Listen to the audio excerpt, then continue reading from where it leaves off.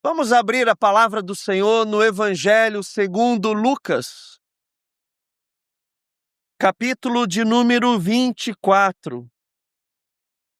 Evangelho de Lucas,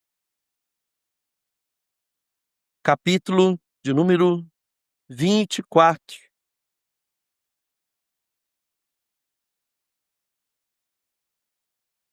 Nós vamos fazer, meus irmãos, atentamente a leitura da palavra do nosso Deus a partir do verso de número 13 até o verso de número 35. Irmãos, esse texto, para mim, é um dos meus prediletos, essa história. Acredito que, inclusive, é um dos textos que eu mais já tenha tido a oportunidade de pregar. Porque essa história ela é muito rica, ela tem muitas nuances, muitos ensinos, impossíveis de serem esgotados em uma única pregação. Então leia comigo atentamente a palavra do Senhor e após a leitura nós vamos orar, mas eu peço que você permaneça com o texto bíblico aberto para que ele fale aos nossos corações. Diz assim a palavra do nosso Deus: naquele mesmo dia, dia da ressurreição, 2 discípulos estavam indo para uma aldeia chamada Emaús, que ficava a uns 10 quilômetros de Jerusalém. Iam conversando a respeito de tudo o que tinha acontecido. Enquanto conversavam e discutiam, o próprio Jesus se aproximou e ia com eles. Porém, os olhos deles estavam como que impedidos de o reconhecer. Então ele lhes perguntou: o que é que vocês estão discutindo pelo caminho? E eles pararam entristecidos. Um, porém, chamado Cleopas, respondeu: será que você é o único que esteve em Jerusalém e não sabendo o que aconteceu lá nesses últimos dias? E lhes perguntou: do que se trata? Eles explicaram: aquilo que aconteceu com Jesus, o Nazareno, que era profeta, poderoso em obras e palavras diante de Deus e de todo o povo, e como os principais sacerdotes e as nossas autoridades o entregaram para ser condenado à morte e o crucificaram. Nós esperávamos que fosse ele quem havia de redimir Israel, mas depois de tudo isso já estamos no 3º dia desde que essas coisas aconteceram. É verdade também que algumas mulheres do nosso grupo nos surpreenderam. Indo de madrugada ao túmulo e não achando o corpo de Jesus, voltaram dizendo que tinham tido uma visão de anjos, os quais afirmavam que ele vive.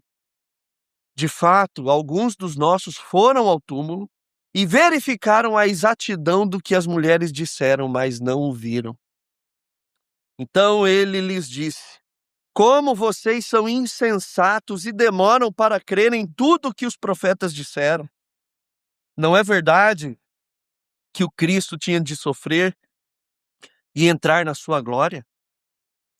E começando por Moisés e todos os profetas, explicou-lhes o que constava a respeito dele em todas as Escrituras. Quando se aproximavam da aldeia para onde iam, ele fez menção de passar adiante, mas eles convenceram a ficar, dizendo: fique conosco, porque é tarde, e o dia já está chegando ao fim. E entrou para ficar com eles. E aconteceu que, quando estavam à mesa, ele pegou o pão e o abençoou, depois partiu o pão e deu a eles. Então os olhos deles se abriram, e eles reconheceram Jesus, mas ele desapareceu da presença deles. E disseram um ao outro: não é verdade que o coração nos ardia no peito quando ele nos falava pelo caminho, quando nos explicava as Escrituras? E na mesma hora, levantando-se, voltaram para Jerusalém, onde acharam reunidos 11 e outros com eles, os quais diziam: de fato, o Senhor ressuscitou e já apareceu a Simão. Então os 2 contaram o que lhes tinha acontecido no caminho e como tinham reconhecido o Senhor no partir do pão. Vamos orar? Senhor, muito obrigado por essa manhã. Nós tivemos a oportunidade tão maravilhosa que o Senhor nos deu de lermos a Tua palavra uns com os outros, comunitariamente, como uma grande família. O Senhor nos deu a oportunidade também de não termos o nosso culto individual, mas coletivo, comunitário, nos unindo uns aos outros e erguendo a nossa voz, louvando o Senhor, cantando a Tua palavra. Obrigado, Senhor, porque também fomos guiados pelo texto bíblico para orar, para interceder da maneira correta. E que o Senhor também fale aos nossos corações e que o nosso coração também se aqueça, como desses 2 discípulos, ó Deus, enquanto o Senhor fala conosco através das suas escrituras. O Senhor nos conhece e sabe exatamente de tudo aquilo que nós precisamos, ó Deus, para manter o nosso coração em retidão à Tua palavra e nos parecermos mais contigo. Muito obrigado, Pai. Oramos em nome de Jesus. Amém. Queridos, nós que estamos aqui no culto dessa manhã, nós nos unimos em uma palavra. E essa palavra é a palavra conversão. Conversão. Se você está aqui nessa manhã, se você é membro dessa igreja, se você é membro de uma outra igreja e está nos visitando, pressupõe-se que você é um convertido. Também é verdade, a Bíblia diz que há joio no meio do trigo e que não compete a nós fazer essa peneira, porque em arrancar o joio, pode ser que a gente arranque também o trigo. Mas a verdade é que pressupõe-se que a igreja, ela é um grupo de pessoas que se converteu a Jesus Cristo pela mensagem do Evangelho.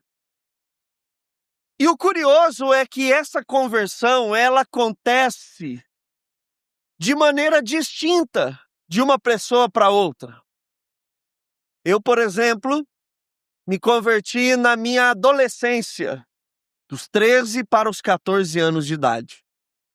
Outros se converteram na infância mesmo.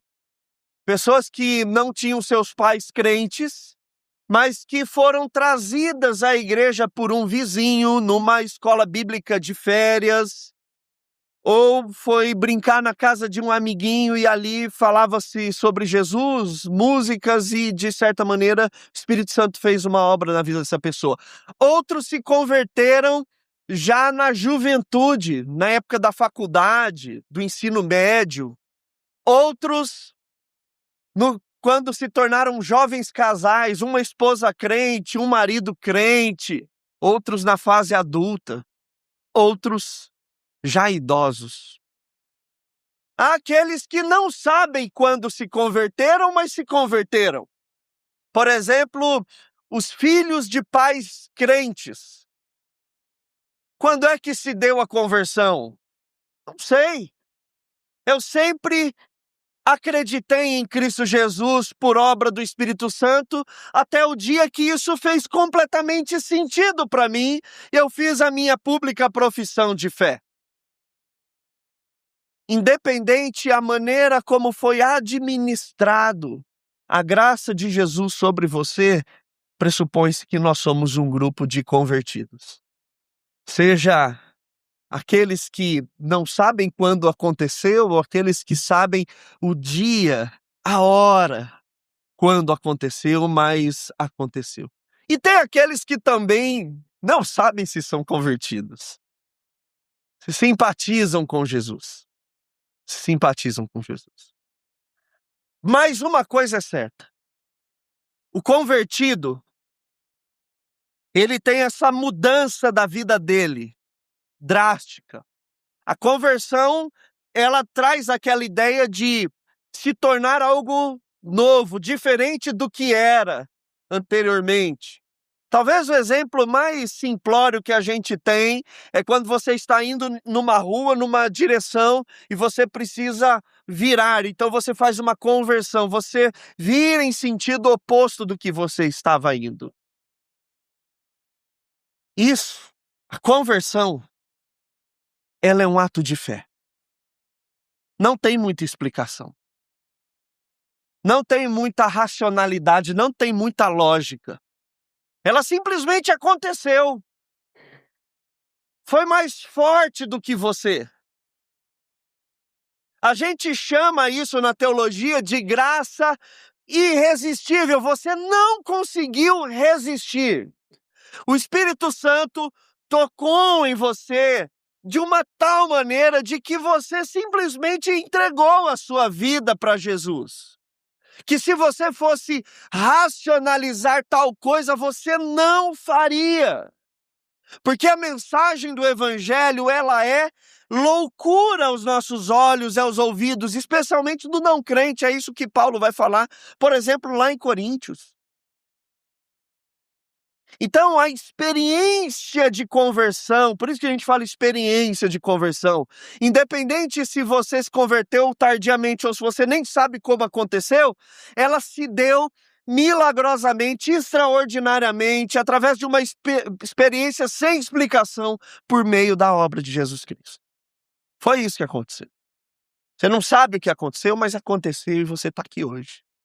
E não importa o que digam, não importa o que falam, você não vai abandonar Jesus Cristo. A gente simplifica isso dizendo que isso é uma questão de fé. Quando você se depara com um não crente falando que é um absurdo o evangelho, você vai falar para ele, se lhe faltar argumentos, se você talvez não for alguém versado na apologética, você vai falar que é uma experiência de fé. E é isso mesmo, é uma experiência de fé. Mas um outro ponto importante é que a manutenção da nossa vida cristã, ela já não se dá por fé, ela se dá por obediência às Sagradas Escrituras. Então, se de um lado a gente tem a experiência, o dia a dia a gente constrói a partir de uma referência. E é uma referência mesmo, é um texto. É o texto bíblico, é o texto sagrado. Então a gente tem de um lado a conversão, que é a experiência, mas a nossa vida a gente tem uma referência. A conversão nos leva a sermos o povo do livro. Lógico, é o povo de Jesus, você sabe disso. Mas a conversão nos leva a sermos agora um povo que caminha sob orientação da palavra, e não só orientação, mas moldados por ela. O que isso quer dizer é que a Bíblia, ela precisa determinar o nosso sim, o nosso não, os nossos caminhos, se nós vamos seguir em frente, se vamos recuar, se nós vamos para um lado, se nós vamos para o outro. Agora é a Bíblia. Nós não precisamos mais de uma experiência na caminhada cristã, uma vez convertidos. O que nós precisamos é a palavra do Senhor. Porque uma coisa é a gente entender a experiência, outra coisa é a gente entender qual é a história de Deus para as nossas vidas. O que Ele espera de nós. E é isso que nós encontramos aqui nessa palavra. E essa era a grande questão do coração desses dois homens, discípulos de Jesus, que estavam a caminho de Emaús. Eles eram convertidos, eles tinham os fatos, mas eles desconheciam a real história. E esses homens, eles são muito parecidos com a gente. E a crise deles é muito parecida com a nossa crise. E eu preparei um checklist para ver como que eu e você nos identificamos com eles. A primeira coisa que você vai dar um check aí, um check na sua lista é: esses dois discípulos, eles não eram pagãos. Você é pagão? Dá um check aí. Se você for falar que sim, a gente já ora por você aqui.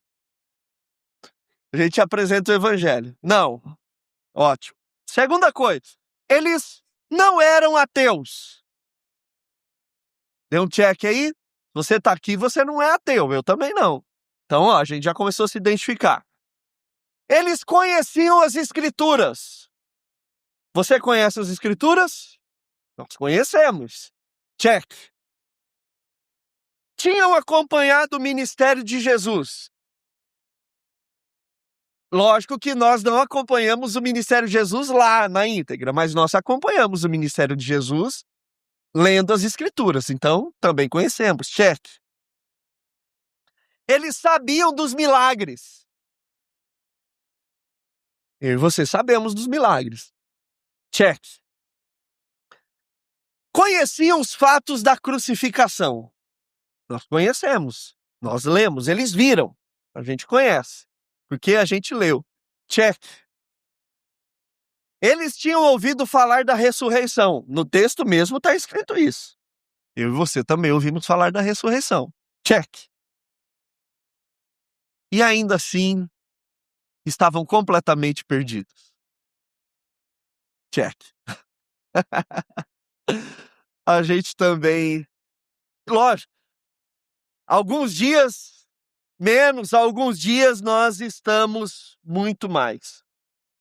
E eles, mesmo sabendo de tudo isso, eles estavam frustrados, eles estavam confusos, cheios de perguntas.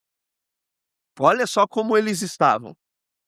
E eles estavam interpretando a realidade de maneira totalmente equivocada.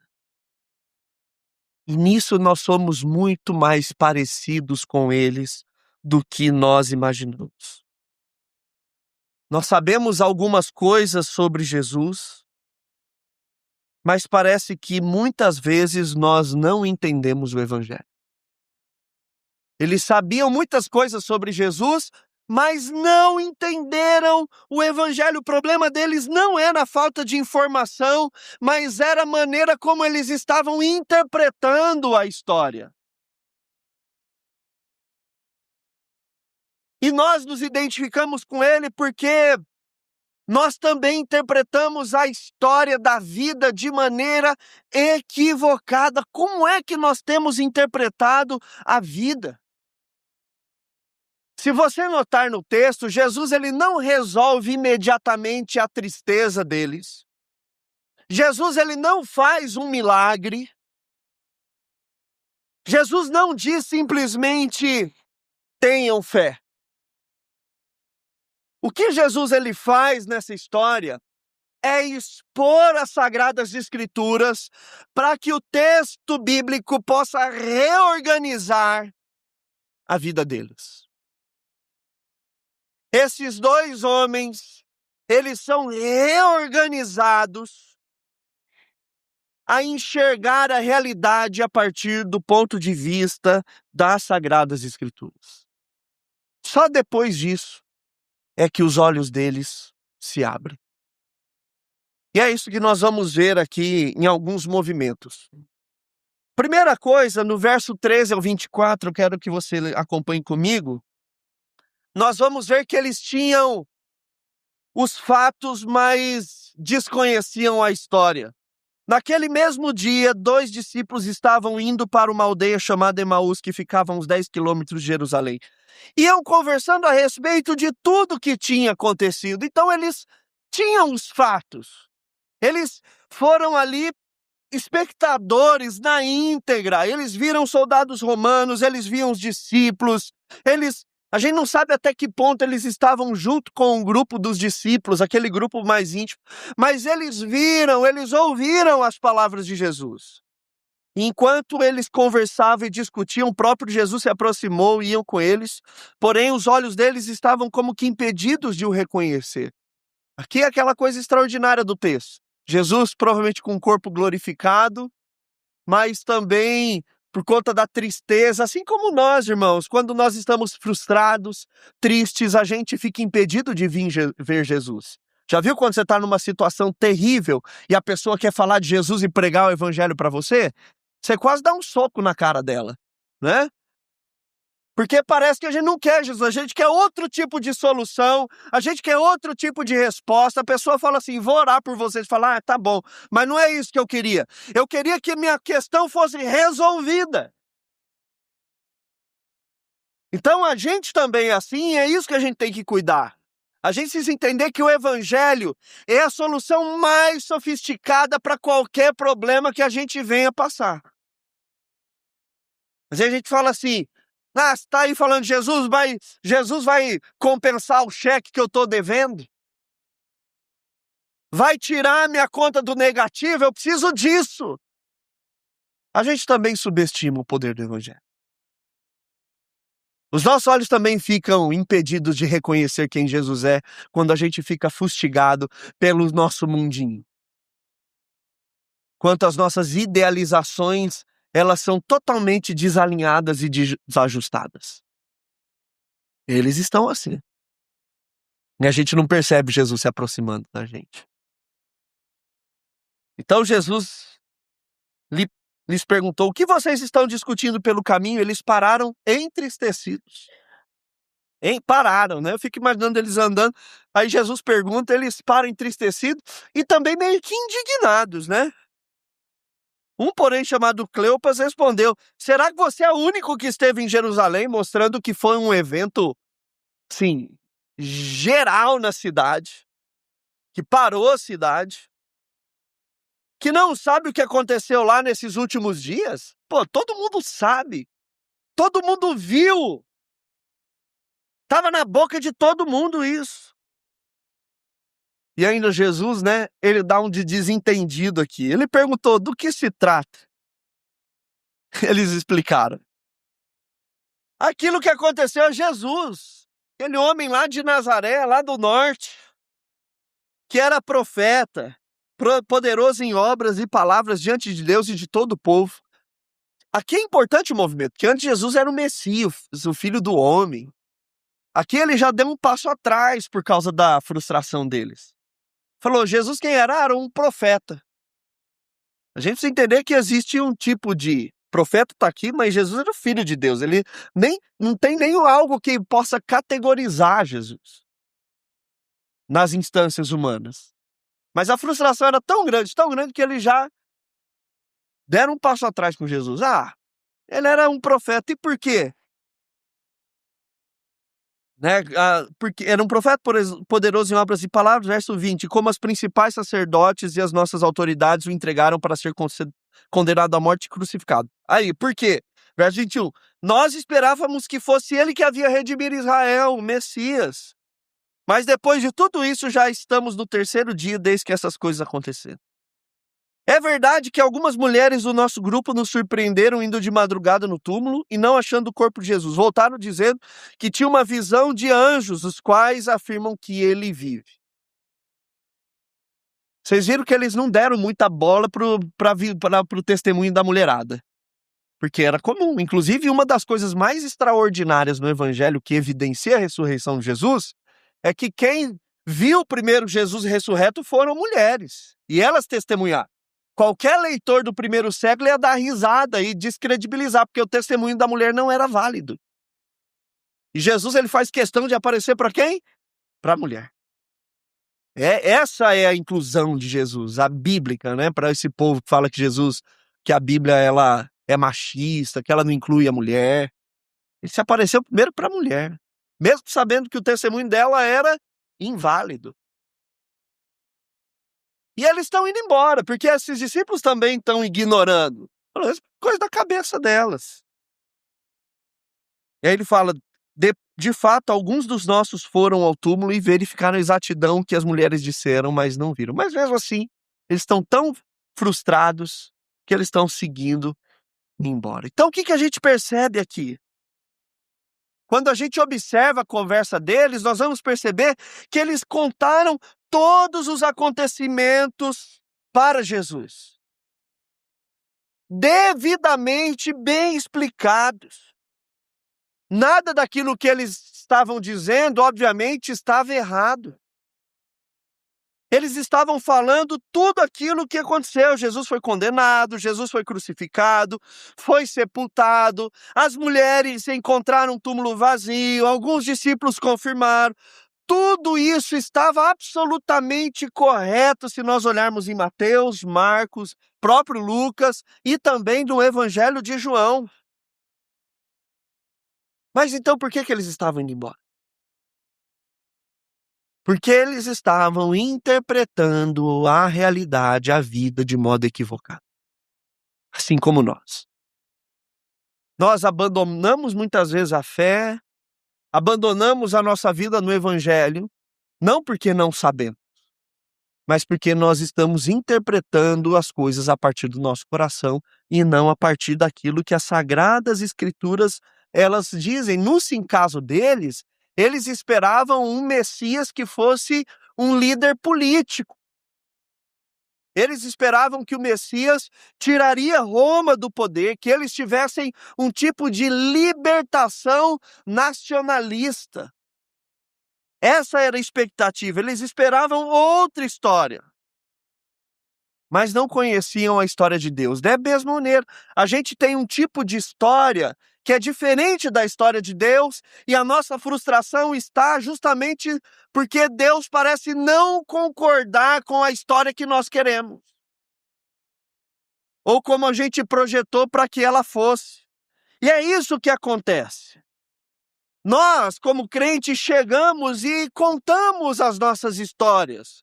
Meu casamento acabou, meu filho está nas drogas, minha esposa enlouqueceu, meu marido não me ama mais, tenho ansiedade, não consigo dormir, minha empresa quebrou, estou falido financeiramente. E tudo isso pode ser verdade. Só que, mais uma vez, a interpretação geralmente está errada, porque nós acreditamos que o nosso maior problema é aquilo que aconteceu e está acontecendo, e Jesus está mostrando que existe uma história muito maior por trás. Muito maior por trás. E é isso que ele vai responder adiante. Verso 17, Jesus ele não começa respondendo. Seria muito mais fácil se Jesus falasse assim, sou eu, tchan, né? Acabou. Mas Jesus dá corda. Então lhes perguntou, o que vocês estão discutindo pelo caminho? Primeira pergunta de Jesus é, o que aconteceu?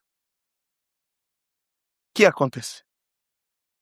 Jesus ele permite que os discípulos contem a sua versão da história. Jesus é muito gentil. Ele não nos mata. A gente chega com a nossa história errada e ele mesmo assim nos ouve. Tal como foi com esses dois discípulos, é assim com a gente chega com as nossas histórias em oração para Jesus, e Jesus está dizendo para a gente sempre assim, o que aconteceu? O que aconteceu? Isso é profundamente pastoral. Porque Jesus ele quer ouvir qual é a nossa cosmovisão. Nós somos extremamente diferentes uns dos outros.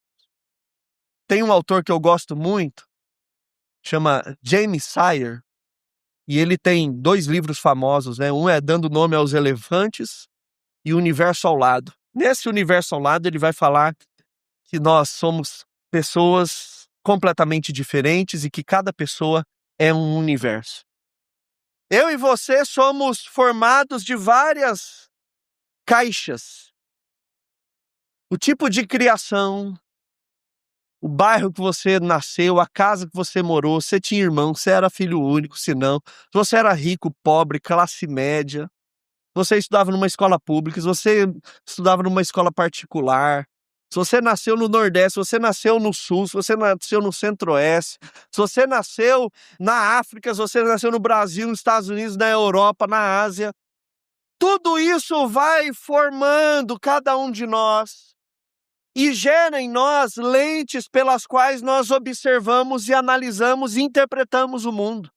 A gente chama isso de cosmovisão. E Jesus, quando ele pergunta o que aconteceu, ele está querendo escutar. Qual é a nossa cosmovisão? Quando nós oramos, o que Deus ouve é a nossa história, a nossa cosmovisão, como nós interpretamos a vida. Você já deve ter ouvido aquele ditado, né? Quando A fala de B, eu sei mais de A do que de B. Porque quando nós ouvimos uma pessoa falar, ela vai se revelando aquilo que ela crê, aquilo que ela acredita. E dessa maneira que Jesus age, também nós devemos agir. Não para julgar as pessoas, mas para conhecer, para poder responder biblicamente da maneira correta. E é isso que Jesus faz. No verso 19, Jesus ele vai escutar antes de confrontar. Eles explicam e Jesus continua dando corda. Do que se trata? E mesmo ele conhecendo a verdade, a palavra do Senhor diz que antes que uma palavra surja na nossa boca, o Senhor já conhece. Completamente, mesmo conhecendo toda a verdade, ele deixa com que esses homens falem, não interrompe, não corrige prematuramente, não faz sermão. Jesus escuta. Da mesma maneira como ele nos trata. Por isso que Hebreus diz que nós podemos chegar com confiança no nosso coração até o Senhor. Porque ele é longânimo, ele é misericordioso. A gente não tem paciência para ouvir uns aos outros. A gente ouve uns aos outros com pressa. Vai, fala logo, fala logo. Não, Jesus ele dá corda. Ele quer entender como as coisas funcionam na nossa cabeça. E aí a gente vai ver ele confrontando no verso 25 ao 27. Só que a gente vai ver que ele confronta a partir da palavra. Então ele lhes disse: como vocês são insensatos. Ele é firme. E demoram para crer em tudo que os profetas disseram. Quando fala em profeta aqui, Jesus está se referindo ao Antigo Testamento. Sempre quando você vê no Novo Testamento a seguinte expressão, leis e profetas, é o apelido do Antigo Testamento para eles, para o judeu. Não tinha esse termo Antigo Testamento. Então, lei e profeta se referia aos textos sagrados, canônicos do judaísmo. E Jesus está dizendo isso. Como demoram a crer em tudo que o Antigo Testamento disse. Não é verdade que o Cristo, porque lá no Antigo Testamento, desde Gênesis, está falando que a serpente feriria o calcanhar dele, que ele sofreria, tinha que sofrer e entrar na sua glória, para pisar a cabeça da serpente, a serpente tinha que ferir o calcanhar dele. E começando por Moisés, quem escreveu Gênesis, gente? Moisés. Quem escreveu Êxodo? Moisés. Quem escreveu Levíticos? Número, Deuteronômio? Moisés. Começando lá do Pentateuco. E todos os profetas explicou-lhes o que contava a respeito dele em todas as Escrituras. Isso é maravilhoso, porque Jesus, ele não começa respondendo com a sua opinião. E a gente fica respondendo com a nossa opinião, achando que ela é insuperável. O próprio Jesus, Deus, não respondeu com a opinião dele e a gente fica tentando achar sentido e respondendo as coisas com a nossa expertise. Mas o próprio Jesus, ele não respondeu nem com experiência. Jesus não falou assim, olha, eu estou sentindo.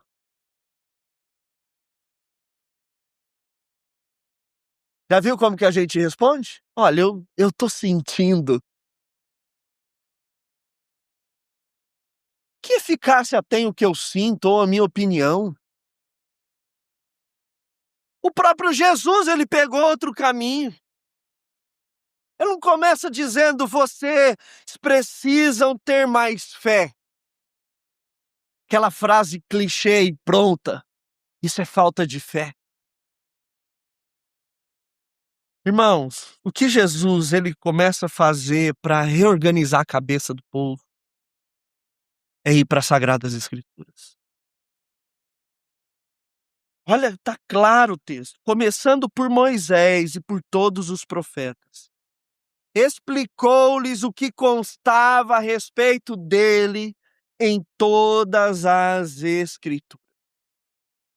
Jesus ele está reorganizando e interpretando a realidade por meio das Sagradas Escrituras, não por argumentos, não por emoções, mas pela sua palavra. Como é que a gente espera reorganizar as nossas emoções? Como é que a gente espera reorganizar a nossa vida? Como é que a gente espera sobre os outros?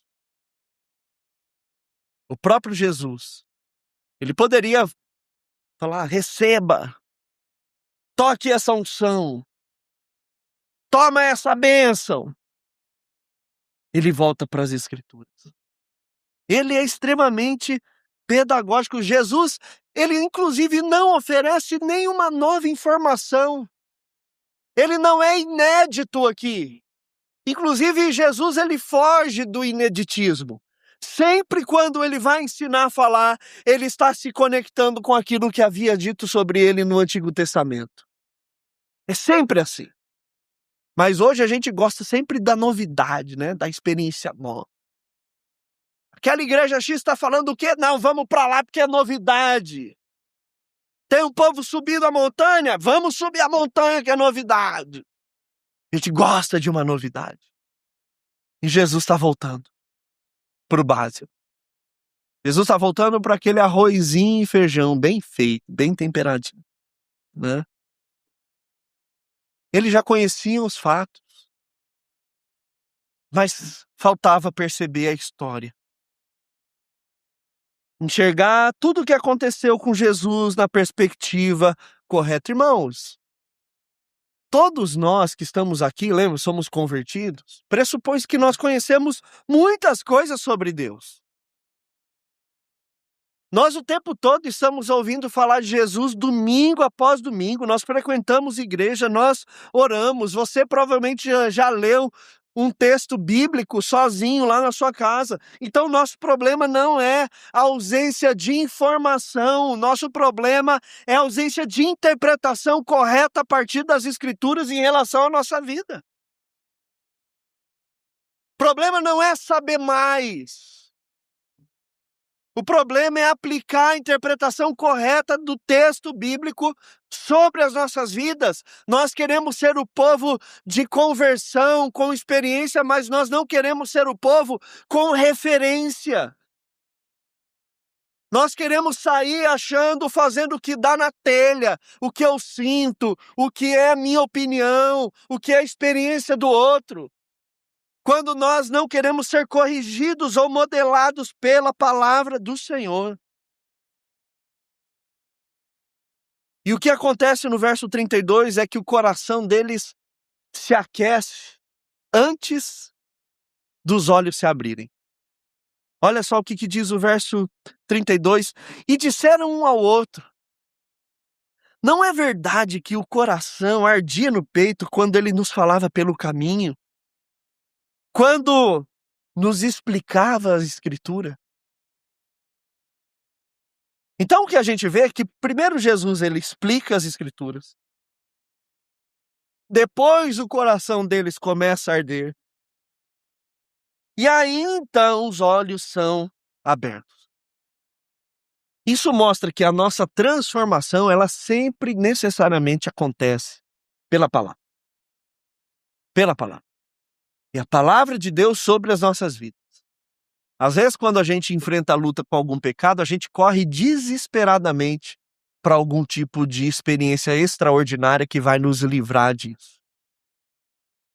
Mas quando, na verdade, o que a gente precisa é ser corrigido pela palavra. E esse é um processo mais longo, mas extremamente eficaz. E aí, então, verso de número 30 e 31, Jesus, ele desaparece. Isso é muito interessante. Aconteceu que quando estavam à mesa, ele pegou o pão e o abençoou. Depois partiu o pão e deu a eles, como a gente vai fazer na ceia hoje. Então os olhos deles se abriram e eles reconheceram Jesus, mas ele desapareceu da presença deles. Essa é a grande pergunta, talvez, desse texto curiosa. Mas por que Jesus desapareceu logo que reconheceram? Por que eles não se abraçaram? Oh, Jesus, que bom, você está aqui. Fica mais um pouco. Não, mas Jesus desaparece. Irmãos, talvez a resposta mais lógica é porque agora eles já possuem aquilo que eles realmente precisavam. As Escrituras foram abertas. As Escrituras foram abertas. E quando elas são abertas, alguém consegue caminhar. Alguém consegue caminhar. Às vezes a gente fica, naquela loucura de não olhar para as Sagradas Escrituras, encarando ela como algo eficaz, algo importante. A gente parece que quer Jesus, mas não quer a Bíblia. A gente quer Jesus, mas não quer o tempo com a palavra do Senhor.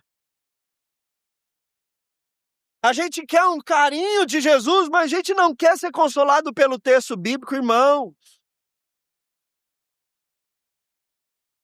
Jesus, ele está no céu, aguardando o momento para voltar, mas está tranquilo, porque ele deixou a palavra dele, que é lâmpada para os nossos pés, é luz para os nossos caminhos. A Bíblia não pode ser um livro empoeirado na prateleira de casa. A Bíblia não pode ser um livro que eu cato ele só para ir na igreja. A Bíblia precisa ser lida, ser consumida, ela precisa ser internalizada em nosso coração. Nosso problema não é criar dependência do pastor, criar dependência do líder do grupo pequeno. A gente tem, e quando a palavra é aberta, nós podemos caminhar. Quando eles entenderam a história, Jesus podia desaparecer. Porque agora os olhos deles foram abertos. Foram abertos.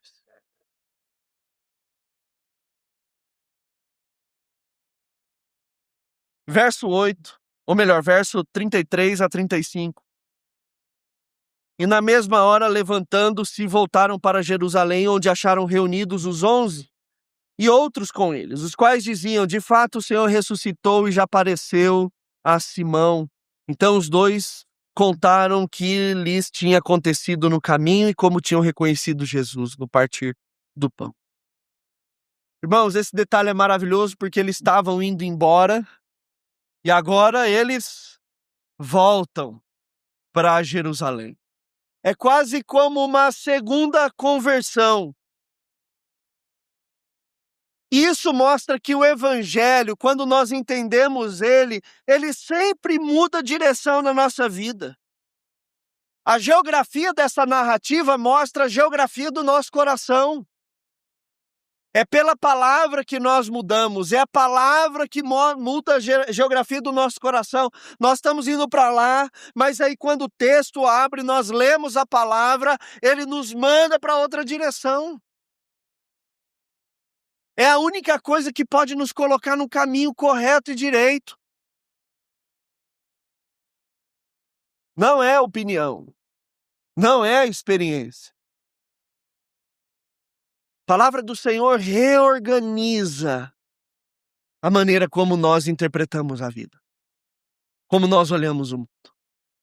Não adianta ficar só na conversão e esquecer a direção. Ficar na conversão e esquecer a referência. Nós somos um povo que temos a referência. Nós precisamos ser o povo bíblico. Quem é você? Quem sou eu? Nós somos o povo da Bíblia. Mas você segue a Bíblia? Sigo. Mas ela foi escrita por homens. Mas você queria que fosse escrita por quê? Por ET? por alienígena, por cavalos? Lógico que foi, mas foram homens instruídos, inspirados pelo Espírito Santo. E a própria Bíblia testifica dela mesma. Eu sigo. Ah, mas é um livro arcaico. Mas ele continua, não é que é arcaico, ele é tão sofisticado que nem o tempo conseguiu enterrar ele. Escrito por mais de 40 autores, onde a grande parte deles nem se conheciam. Escrito em 3 idiomas diferentes, em continentes diferentes, sob impérios e culturas diferentes, e ele continua eficaz. Como é que um livro desse não vai ser palavra de Deus? Irmãos, eu quero concluir essa reflexão dizendo que todos nós interpretamos a vida por meio de alguma coisa. Nós temos os fatos, mas como é que nós interpretamos a vida? Os discípulos de Emaús, eles contavam a sua história. Eles tinham as suas frustrações. Mas quando eles enxergaram a história de Deus, toda a realidade mudou. O Evangelho, ele sobrepõe qualquer outra história.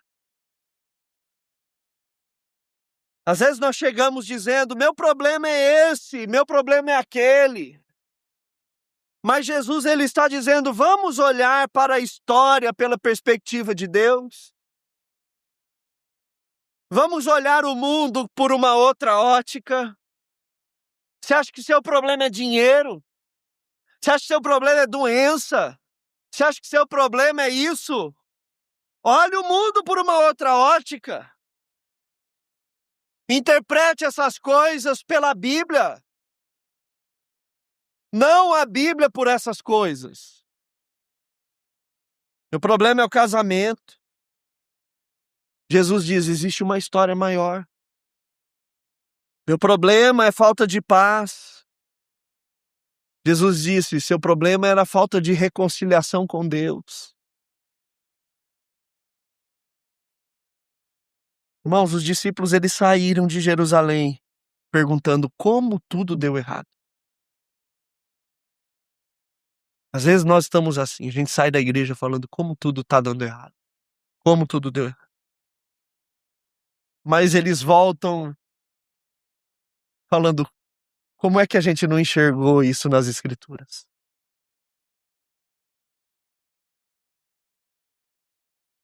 Nós somos o povo que enxergamos pelas Escrituras. E essa pergunta, ela muda completamente tudo.